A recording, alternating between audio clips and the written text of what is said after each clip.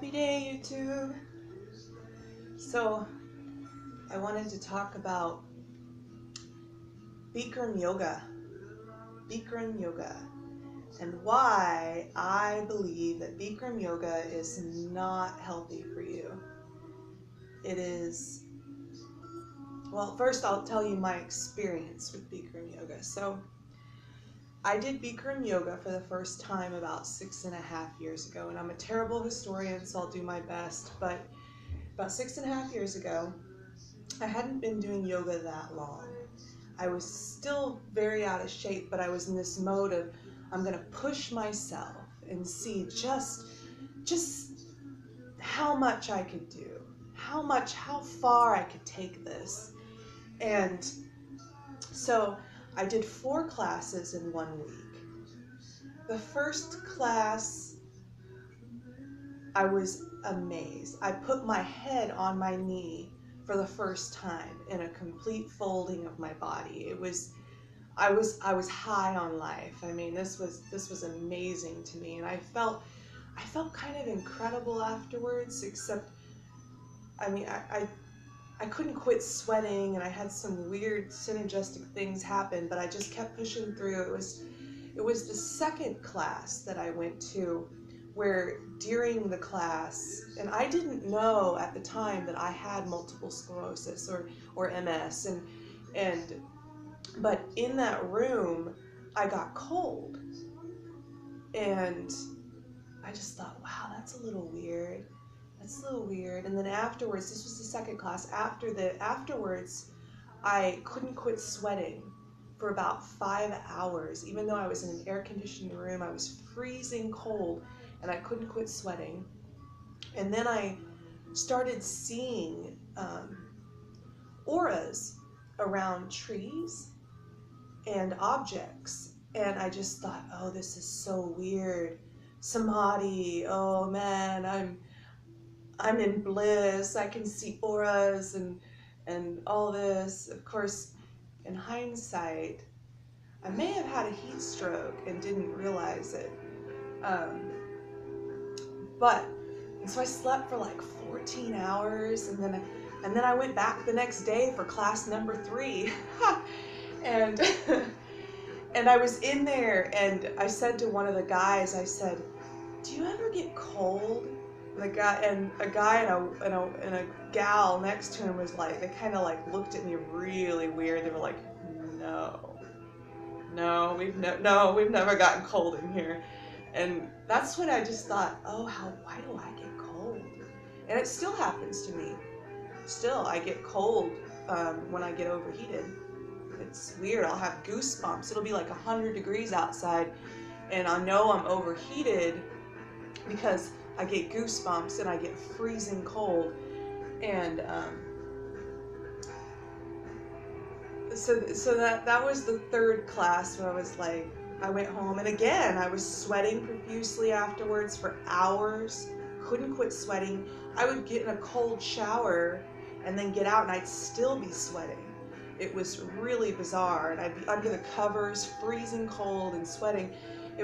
And then I went back for class number 4 the next day, because I am one persistent lady. I mean, I just wanted to see how far I could push myself. And so class number 4, but this time I walked in, and I said to the instructor, I said, so when I'm in there, I get cold after about, halfway through, I start to get cold. And then afterwards, I start sweating and all this. And I was describing to him what was going on. And he said, you're sick. You're sick with something. That's not normal. And then during that class, I went into Garudasana, or eagle pose, and my shoulder went snap. And that was when I was like, okay, no more Bikram for you. You had your experience. So yeah, and I loved it. I still love hot yoga, but there's a difference between Bikram yoga and hot yoga. In Bikram yoga, it's in a confined small space. There's no ventilation, no windows. It's carpeted. It stinks. It smells so bad. And the humidity is like 60%, and the temperature is like 104 to 114 or something, some ridiculous amount. And it's really militant, and it's not healthy. It's just not. Now, hot yoga is different in that it's in a hard floor. The humidity is not set to some ridiculous amount. The heat's usually not over 100 degrees. They often will cool the place down halfway through. It's not militant at all. If you need to leave the room, you can leave the room.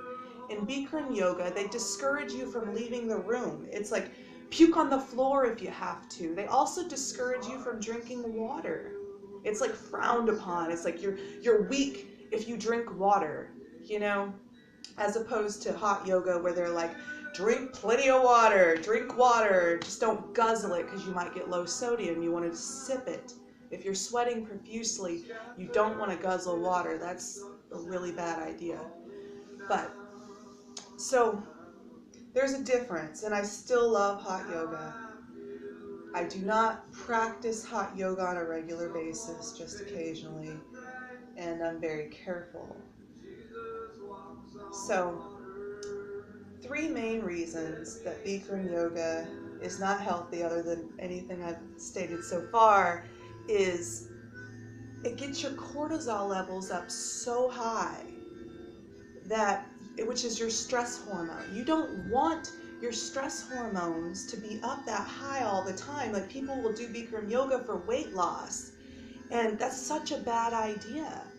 You're going to get adrenal fatigue. If you want to lose weight or even maintain weight, you don't want your stress hormones high. You want them low. So don't do sport that keeps your cortisol levels high. Do sport that decreases it, that gives you a high but doesn't like give you cortisol levels up to here. And it's also anti-yoga. I mean, yoga is about taking care of yourself. And Bikram yoga is not about that. It's about competition, and it's very, very militant. And also overstretching. When you heat your body up that high, you can stretch further than you probably should. And so you'll get things like hypermobility, or you could tear stuff. And take it from me, who has hypermobility in my hips and iliosacral joint, it can cause excruciating pain, and it makes your hips really unstable. Like, I wish I could go back now and tell myself that don't overstretch. And the last thing is dehydration. It's virtually impossible to stay. You want to stay hydrated, especially if you want to lose weight or maintain weight or even just be healthy. You want to stay hydrated. It's impossible to stay hydrated during Bikram yoga. You get dehydrated. Yes, it's good to sweat. Sweating is good for you, but being dehydrated is not good for you.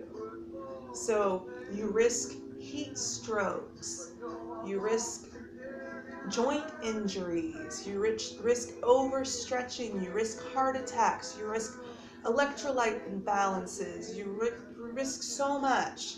It's not worth it. So be careful with Bikram yoga.